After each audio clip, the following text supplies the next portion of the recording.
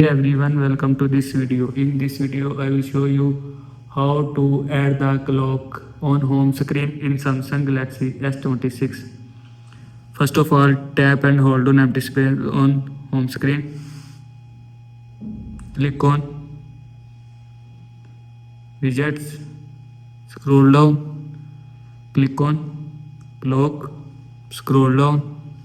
Here you will see analog clock, digital clock, dual clock. Set clock that you want to add on your home screen.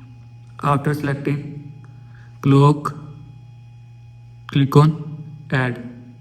Now this clock will be added from your home screen. This is how you can add the clock on home screen in Samsung Galaxy S26.